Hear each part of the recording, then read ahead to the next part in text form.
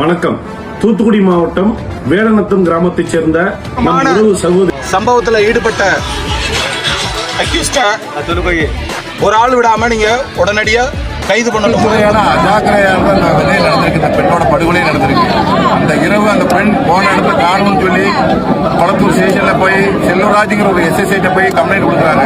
அந்த ஆய்வாளர் எஸ்எஸ்ஐ சிறப்பு ஆய்வாளர் என்ன சொல்றாரு, உன் பிள்ளை யாரு கூட ஓடி போயிருக்குல அலாட்சிய போக்குல இது பண்ணி அந்த பொண்ணை கொஞ்சம் தேடி எடுத்துட்டா கூட அன்னைக்கு அந்த பொண்ணை உயிரோட மீட்டுக்கலாம். இவங்களோட அலாட்சிய போக்கு இன்னைக்கு வந்து இந்த பொண்ணோட உயிர் போயிட்டு இந்த உயிர் போனது ஒரு பக்கம் இருந்தாலும் இந்த மக்களோட போராட்ட மக்கள் உண்மையிலேயே தமிழ்நாட்டில் ஜாதி கட்சிக்கு அப்பாற்பட்டு இப்படி ஒரு கிராமமா இருக்கிற இந்த தூத்துக்குடி மாவட்டம் இருக்கின்றது எங்களுக்கு பெரிய ஆச்சரியமா இருக்கு. கண்டிப்பாக இந்த மாணவிக்கான நீதி கிடைக்கும்.